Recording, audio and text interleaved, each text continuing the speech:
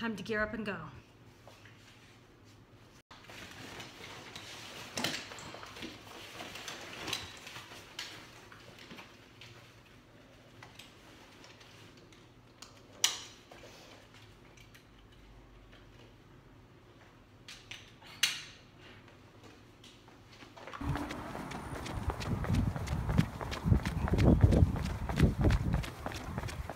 Okay, so in a scenario like this where there's some sort of nuclear disaster, the military survival manuals are telling you to go in a man-made, already man-made structure such as this.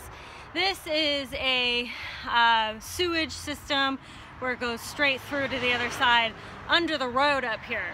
This is the nearest to our house. There is another one down the way, and I think there's one that's actually in our little neighborhood. But, you know, you want to go undetected, and you don't want, I mean, if you see other people out and about, you know, be like, hey, come here, you know, there's shelter under here. Now, it's pretty gross under here, I'm not even gonna lie, but, you know, it's very narrow. But let's see if I can even try to go in with my stuff. I feel like I'm gonna get scurvy. Okay, here we go. Oh, oh. It's really slippery, all this down here.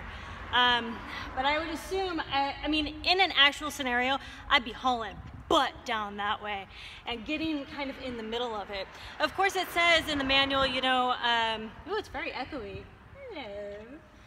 It says to get into somewhere and then kind of shield it off. So this could work for sure, especially if I got nice and deep in there. And then I would probably either take my a tarp that I had in my bag or the sleeping bag that I have in there and kind of tape it off with Gorilla Tape. You'll know when a nuclear disaster is about to happen. It's usually not going to happen just like that. You'll usually have some time. And one of the main things about a nuclear disaster is that you are going to have a lot to keep in mind. First, food and water will be contaminated very easily. So as soon as a nuclear disaster happens, you will have food and water that's contaminated, that's been out there, okay? So you're going to want to carry as much food and water in your bag as possible for this very purpose. Now, that doesn't mean that, you know, you're gonna have to carry a year's worth of food. This just means that you're going to have to, hey, here's a little drier spot. Hey, nice and dry here. There you go. I don't feel like I'm gonna slip and fall on my butt. There we go. Okay, yeah, this is good. I mean, of course I get down a little bit more. I'm such a scaredy cat. I don't want snakes to come out and get me. Snake. For all those that are thinking I'm a wimp, we actually do have water moccasins, but they're actually in that little pool there. Unlikely, but you never know. All right, so anyway, so that's why I'm always such, I mean, not just for nuclear disasters, but for anything. That's why I'm such a component of carrying as much water as you can, because you never know, you know, where your next water source is going to be, or if your next water source is going to be contaminated with anything, not just nuclear, but anything that could potentially be very harmful to you that you cannot filter out. The manual also says that if you do not have a shelter like this, then to build your own shelter, such as a trench or, you know, a hole in the ground. So like if the shelter was somehow unavailable, I'd have to dig a hole in that hill or something. That seems very difficult to me, like it would take a lot of time, especially with our clay rocky sand.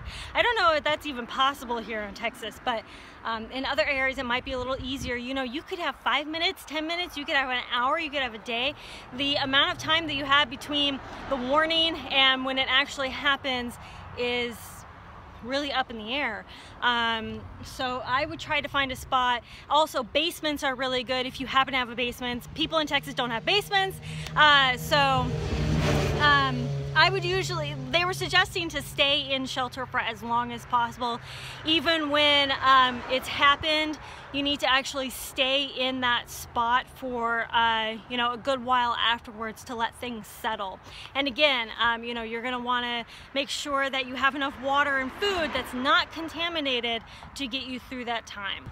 The military survival manual talks about, you know, being wary of what to eat and drink, and if you feel like you're getting radiation sickness, to actually take some time and relax, you know, drink lots of fluids, etc. So the manual goes into great length about how to actually handle a lot more of this nuclear stuff. And of course, if I were to ever do another drill like this, I would actually take my dogs and my husband. For right now, I was on a scavenger to actually see if this would be a good spot.